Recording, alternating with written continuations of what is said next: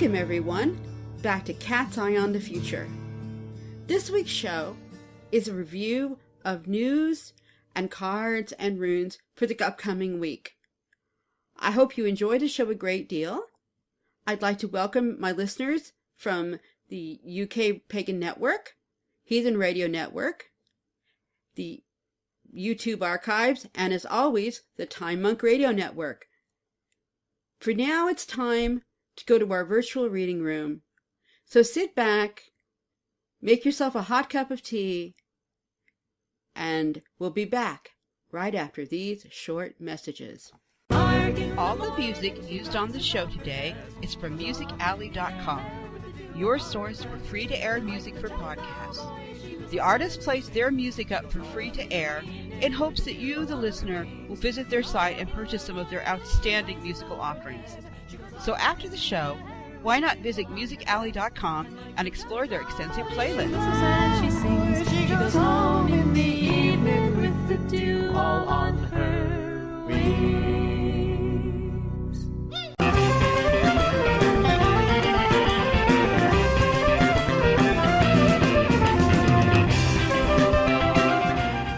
Have questions? The cards have answers. If you would like a personal reading with Melody, just go to my website, melodipsychicreadings.com. That's Melody with an I, psychicreadings.com for information, or email me at melodyreader@gmail.com. Readings are available using Skype, phone, email, or even in person if you are lucky to live in Ireland. Why not find out what special messages the cards have just for you and book a private reading today? And see me from beneath the sea, the best in all of Ireland.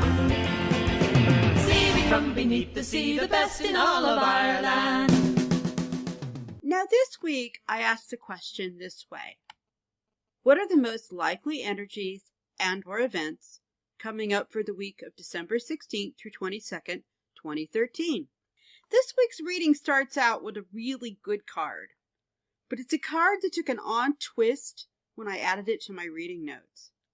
Now, the actual card itself is friendship.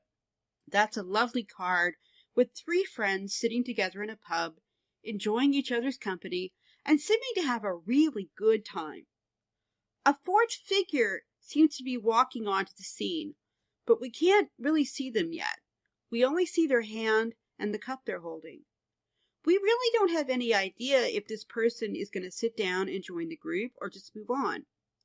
There's a parrot that sits in the background, as if it's listening to the conversation. Now, as I said, something very odd happened when I started to do my show notes tonight. For the first and only time in doing this entire show, or for that matter, doing an email reading, I was using Word to copy these cards into a document, and this card literally flipped itself backwards. I don't mean upside down, I mean backwards, with the word friendship now being written as if seen from the mirror, and everything else on the card is reversed. I'm sure there's really a rational explanation for this happening. I probably hit some weird key on my keyboard or something, but the universe often uses everyday things to make more esoteric points, especially when it comes to psychic readings. So I did not deliberately do anything to reverse this card, nor was I able to easily correct it. I mean, obviously, I could have just deleted the card and inserted it back, but I decided not to do so.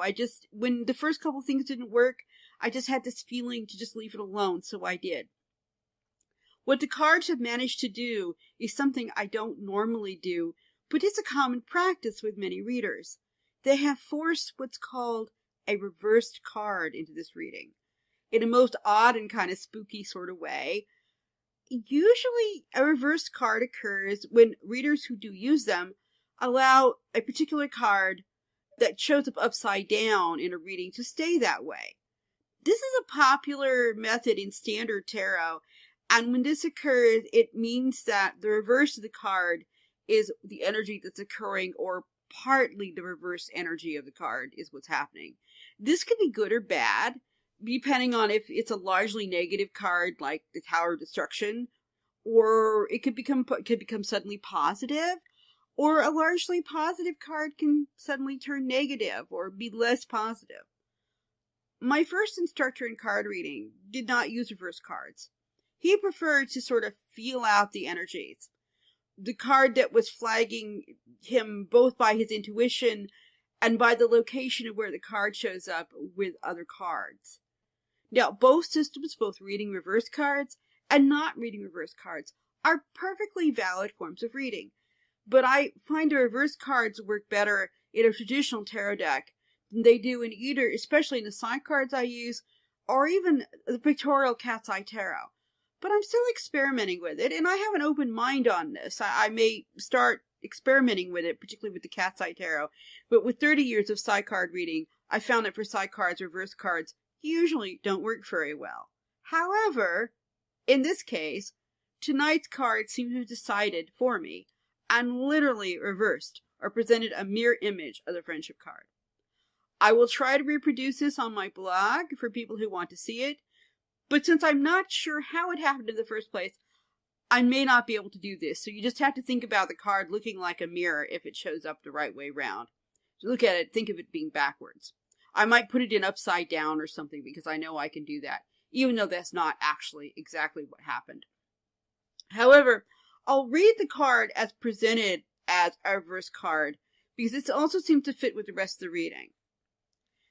Now, friendship reversed in like a more standard way of reading it, if I regularly read reverse cards, would indicate pretty much everything that friendship is not. It's likely to be one of the strongest energies that we will see throughout the coming week, so it's important. There's going to be a weaker counter trend towards friendship itself.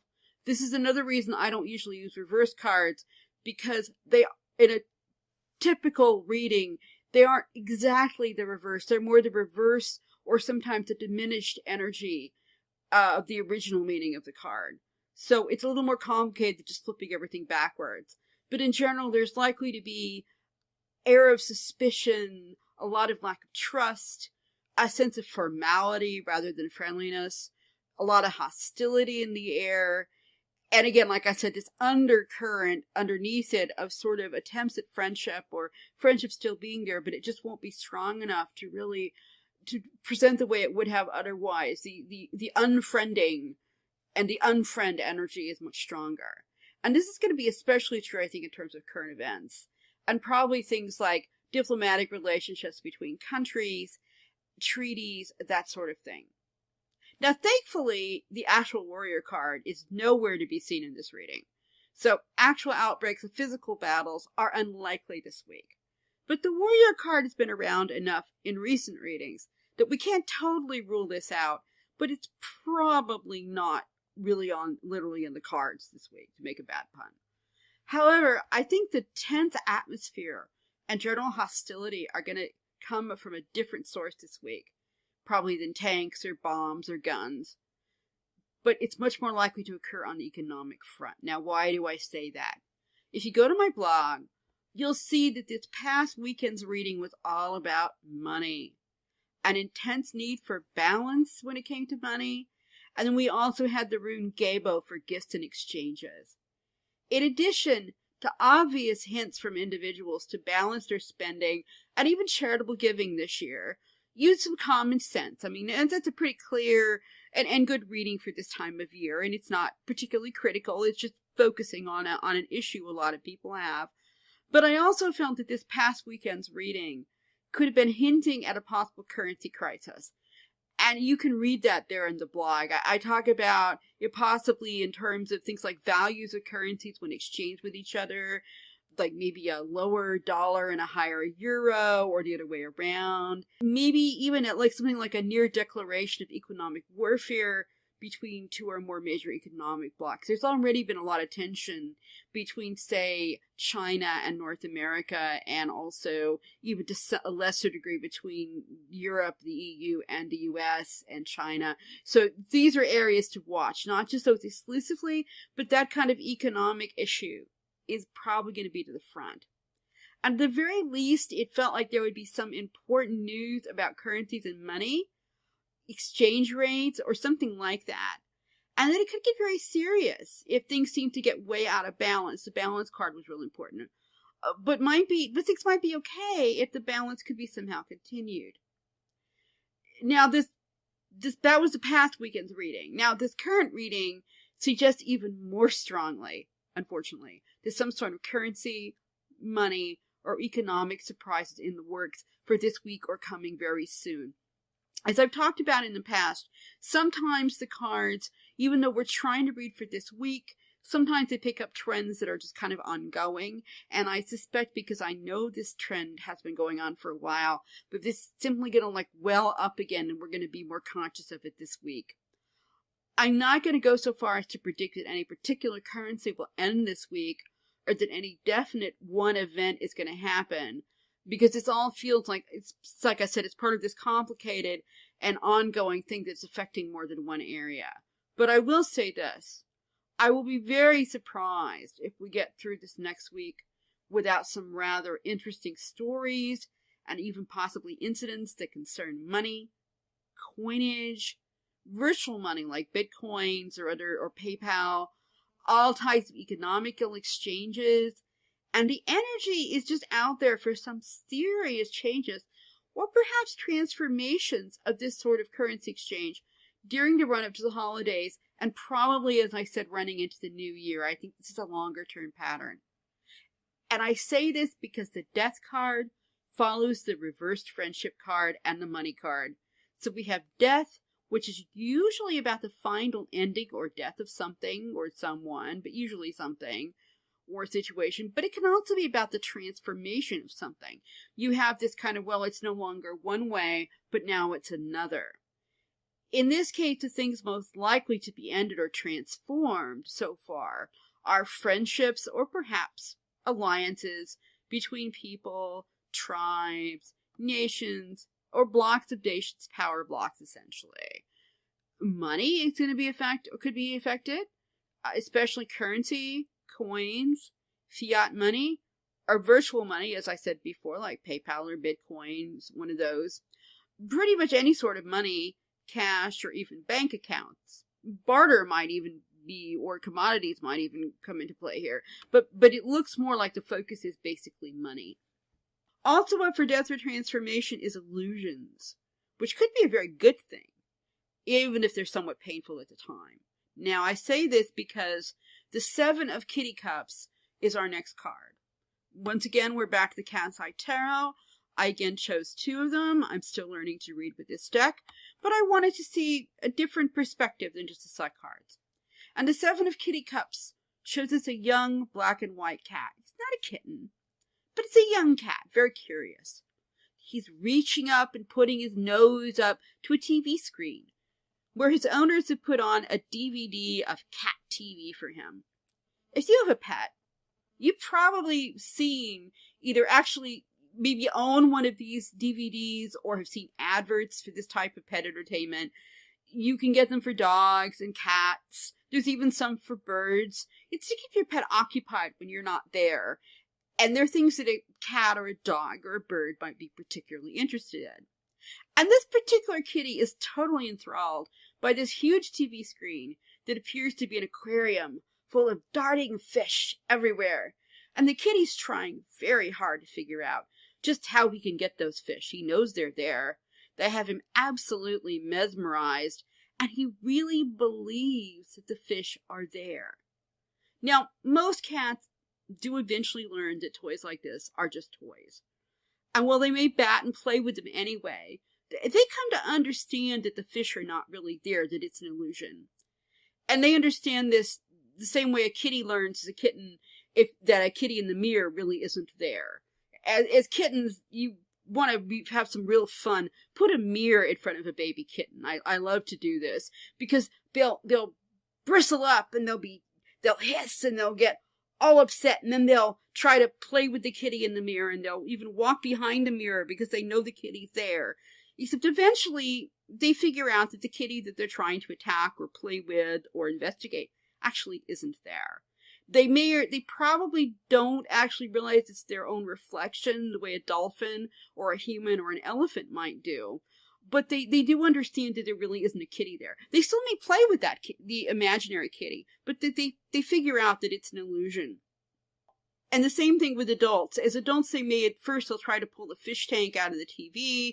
They'll walk around the TV. They might even, if it's not really secure, knock your TV over the same way they would an aquarium. But the smarter cats eventually figure out that, well, this is a fun game the humans have provided. The image isn't real in a physical sense. Now, not all adult cats, though, can grasp this. They can remain locked into illusions of mirrors, TV programs, and as I recall, one particularly lovely but very dim kitty a roommate had once, the laser lights, for their entire lives. That poor kitty was absolutely convinced that the laser light was not just something to play with, but it was real, and someday they were going to get it. They were not just playing with them, but they seriously believed that because they were seeing something, it had to have a physical reality. Now, when you think about it, for people, paper, or what they call fiat money, is an ultimate illusion in the sense that it has just as much reality as any people, tribe, or nation is willing to give it. Many different things have been used to represent money or wealth for the past 4,000 or 5,000 years. Clay tablets were used in Mesopotamia. They would draw pictures. If you had 5 sheep, they would draw 5 sheep on it. And you could go to essentially what was an early form of banking and say, exchange the theoretical 5 sheep for, say, something like a dress or a necklace or something.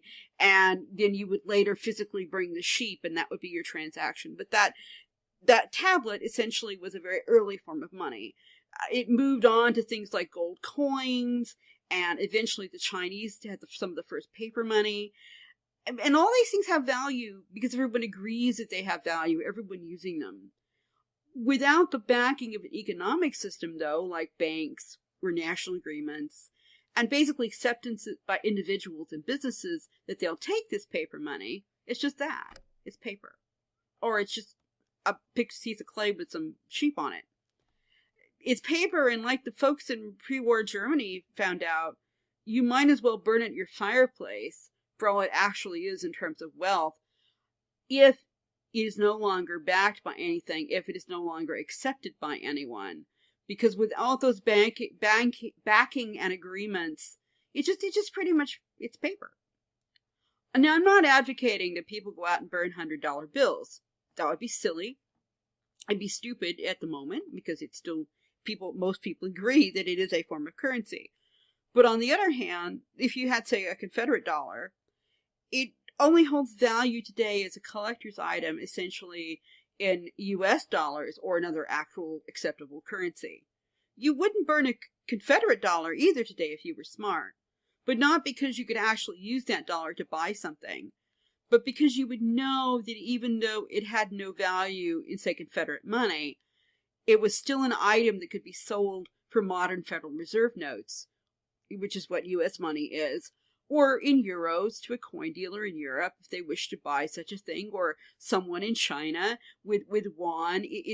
But it would be being sold as a collector's item to add to their collection. So it has value, but not in the same way it had when it was a currency. Now, this combination of, again, reversed friendship, along with one of the runes I'll get to in a moment, and the money card, death card, and illusion cards, really hints that some currency may be about to suffer a major loss in value or confidence, or perhaps cease to exist at all. That would be kind of extreme, and I'd, again, be surprised if that actually happened this week, but we might see the seeds of it beginning, or starting. There might also simply be a revalued currency. Some countries do this a great deal, and the cards don't tell us where this might happen. But I would think in order to be flagged in a reading like that, it would need to be one of the more major currencies that had problems, particularly if it was going up to Christmas holidays. And the reason for that is I really don't think that unless it had some significance beyond just a currency devaluation, a small third world country like Zimbabwe simply adding a few more zeros to their already worthless banknotes wouldn't get a lot of press. probably even a country like Venezuela that tends to revalue its currency every couple of years would not get a lot of notice unless it is affecting something else, and that's what we don't know for sure yet. Finally, though, in terms of the cards, we have the Empress. This suggested that not all the stories are going to be about money and currency this week, and I think we can be really grateful for that. I mean, again, the Empress is not reversed and is a really primarily positive energy, so I'm really glad to see her here. The Empress kitty in this reading is a beautifully groomed, fluffy, pedigreed, proud Persian mama cat with her two pampered, spoiled kittens at her side. She's the very opposite of illusion and imagination. It's not that she doesn't have any imagination. It's just that's not really the world she lives in. Her world is very hands-on and concrete. She's a mother. She loves attention. She loves material comfort, which could here have some connection to the previous money issues, I have to admit. But even more important to her are the well-being of her offspring, of her babies. She's predominantly a protective energy, and we can hope that her appearance here in this otherwise rather kind of downer of a reading indicates there will be some places of refuge and nurturing that people can turn to during this period. It won't all just be doom and gloom. In fact, the place where we're going to receive the most positive input in this time period is likely to be the home, the hearth, and things like taking care of ourselves as well as we can, and taking care of those who depend on us is maybe a really important way of fighting back. It's a way that we maintain some control. The Empress card can be a bit smothering, though, and if she does choose to manifest in this way, we'll probably see stories about more actions by the nanny state or other overreaching efforts of government and those in authorities to do things they think are good for us, sort of like maybe banning big candy bars or, that sort of like kind of micromanaging of daily life, as opposed to just letting people make their own decisions about a lot of things. Now, this could spill over into the economic realm, with government making decisions about, say, bank accounts or retirement plans that may seem like a really good idea to the government for solving one of their problems, but may or may not be that good for the individual and may or may not really have full public consent. That could be another issue coming up. Hopefully that's not the case, and the Empress is simply reminding us that during the holiday period of the various winter solstice and summer solstice celebrations, depending on where you are, this worldwide coming together with comforting and nurturing acts, usually focused on home and family, is one of the best ways to find some happiness and security in this season. Finally, we need to look at the runes, which are very interesting and have kept repeating a lot and show up on this blog a lot. There are 24 runes, so when we keep seeing the same ones, it tends to indicate the universe is really trying to send us a message, and I think that's the case here. First, we have the Laguz rune again. This literally means lake or deep body of water. It's really similar to the Moon card in both the side cards and the standard tarot deck. It's about hidden things, the unconscious, dreams, and very much like the Seven of Kitty Cups, it can also be about both imagination, but also illusion. This is the rune of visions, dreams, prophecy, but also madness. In itself, it is neither a good or a bad rune. There's really no such thing as a good rune or a bad rune. But its presence of Laguz in this reading indicates several things. There are some hidden aspects to whatever money, currency, or economic issues that come up this week that present themselves actually has. They're really just a manifestation of things that happen of a deeper problem or issue that's underneath the surface. Also, there may be the work of both vision and dreams afoot this weekend.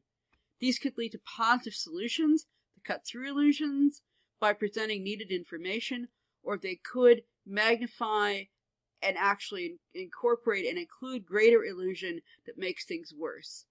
Illusion and madness are quite possible this week, along with things coming up from the deep waters of the unconscious mind. A lot of things happening that people don't know why they're doing, or actions that may take place even on an international level. This seemed more to be people reacting to things rather than thinking about things. This isn't like a few weeks ago when we had the beast. This isn't like overriding emotion. This is like reacting to motives that we don't understand. We might also actually have some news about real bodies of water, like the ocean or deep lakes, things that happen there that may cause people to become distracted or lose their grip on reality for a time, either because something's happened with the water or simply because things are happening in the outside world that's distracting.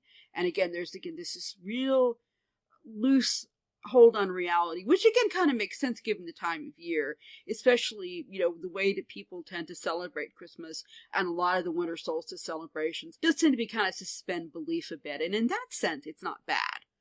In that sense, it can be good and creative, provided you're aware that you're allowing yourself to be distracted. And for a little while, you can experience the last rune, which is Wunyo. And that's usually translated joy. But as we've talked about a number of times on this show, joy is happiness, but it's also joy in a more Germanic traditional sense, a more Viking sense than a modern person would understand it. Yes, that modern translation is there. We also have joy in the family, joy in the clan banner, both of which fit very well with this season and people gathering together to celebrate. But there's also joy in battle or conflict. The battle flag is all a part of this rune stave, and you can't ignore one meaning and just pick one out. All three are there, and all three have to be acknowledged. Now, hopefully, this will combine with both the nurturing aspects of the Empress and the magical dreams of Lagus to create, as I said, this sense of wonder and hominess for many people during this holiday period. Again, the clan banner aspect suggests this is the time for family. Friends are kind of more iffy because of the reverse card. However, friends who are your chosen family, or essentially your adopted clan, Vikings and Germanic people were really big on adopting people in. So as long as it's someone that you essentially accept as family, you should be fine. Outside contacts, people you don't know as well, I would be a little more careful of, at least in terms of accidentally upsetting somebody or perhaps having potential problems this week. Now, this is likely to be true of nations or political blocs just like people. With those who feel related in some actual or even kind of mythical illusion, not necessarily illusionary way, but we decide that sometimes people have sort of a common mythos, a common background. Those types of people and nations are likely to flock together this week, rather than trusting in, say, man-made treaties or even simply the dictates of finance. For example, people in England and the United States might feel, because they share a common language and a certain amount of common background, more inclined towards each other than, say, people in Spain or perhaps the Spanish government, because we're talking about politics here, might feel closer to to a country in South America than they would in, say, France, because there's a common language and Spanish heritage. Whereas even though France and Spain are both in the EU, there could be some tension there. I'm not saying there will actually be some tension between Spain and France, but similarity and feelings of mutual family and mutual sort of origins are, I think, going to be more important to draw sort of things in politically and culturally this week, much more so than just simply, basically man-made treaties. But having had such a strange opening with the friendship card literally reversing itself, I'm really, really happy to see the Joy and Wunyo rune here as the final energy being flagged for the week. And that's because it gives us a sense of hope and celebration that, as I said, is very possible to have during this period. It's a rune that can soften and protect the average person, in the same way that the mother cat guards her kittens from things that they're just too little to understand, or perhaps they can't do anything about. There may be a lot of kind of dicey and rather scary things going on this week, especially in terms of economics. And my hunch is that if we don't see them actually in the full light of day, they don't totally appear, that they're starting to happen under the surface, that loggerine again, the other aspect. And we probably won't have to wait very long in the new year for them to show up. But I think we're going to be getting enough hints that it's going to make people a little bit nervous this week. But in the meantime, we can still choose to gather under that clan banner in whatever we see our clan as and celebrate the protections that come with leaning on those we love and whom we know care about us and love us back. In other words, that kind of bonding thing. Ultimately, this is the strongest economic protection you can have. This getting together in the extended family and clan, because no matter what the outer world is throwing at us, this is where your real protection is, especially this week. That said, I want to wish everyone and all my listeners a lot of Wunyo and joy during this period. I hope you will celebrate the solstices however your family finds appropriate. I want you to take care, and I'll look forward to seeing everyone back here next time for Cat's Eye on the Future. But here's a health to the company and one to my lass. You have been listening to Cat's Eye on the Future, the show where we take a glimpse of the energies coming soon into your world and into your future. Be sure to join us again next time when we explore another chapter of Cat's Eye on the Future. Again, but here's a health to the company and one to my last. Let's drink and be merry, all out of one glass. Let's drink and be merry, all grief to refrain. For we may, it might never all meet.